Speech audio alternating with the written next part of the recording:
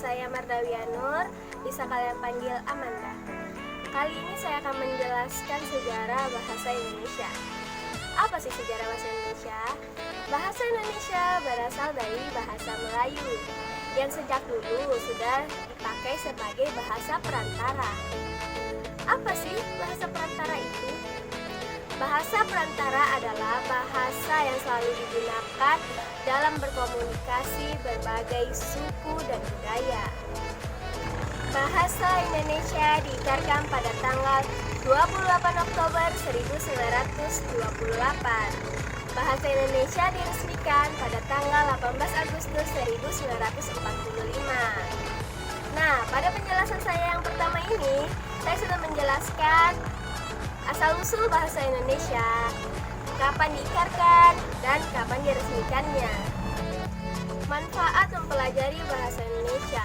Sebagaimana kita menjadi siswa atau siswi di sekolahan, kita tahu berbicara yang benar sesuai etika dan kesopanan, apalagi berbicara kepada orang yang lebih tua.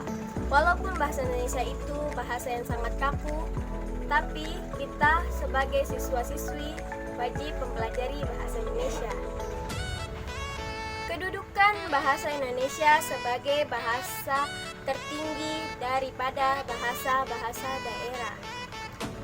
Apa yang dimaksudkan bahasa tertinggi adalah bahasa Indonesia sebagai bahasa nasional di seluruh Indonesia.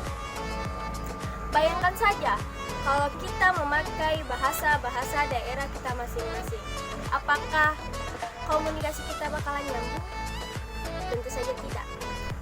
Maka dari itu bahasa Indonesia adalah sebagai bahasa tertinggi di seluruh Indonesia sesuai dengan Undang-Undang 1945.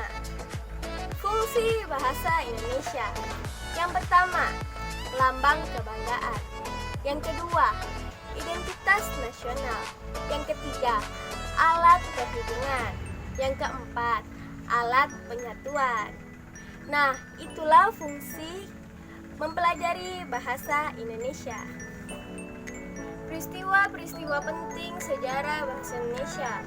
Yang pertama, pada tanggal 18 Agustus 1945 ditandatanganilah Undang-Undang Dasar 1945 yang salah satunya pasal 36 menetapkan bahasa Indonesia sebagai bahasa negara Indonesia.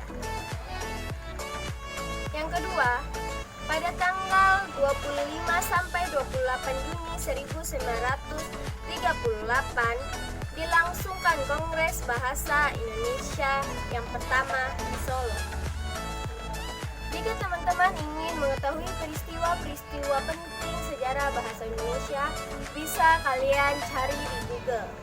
Di situ banyak sekali peristiwa-peristiwa penting. Nah, pembahasan terakhir saya adalah dampak bahasa gaul dalam bahasa Indonesia. Dampaknya menurut saya ada positif dan ada negatifnya. Yang positifnya kita bisa mengutarakan apa yang kita inginkan lewat kata-kata yang kita rangkai sendiri tanpa terpaku dengan bahasa Indonesia.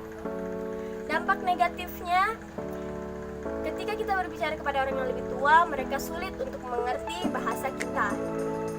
Yang kedua, terkadang bahasa gaul tidak punya etika. Ini menurut saya.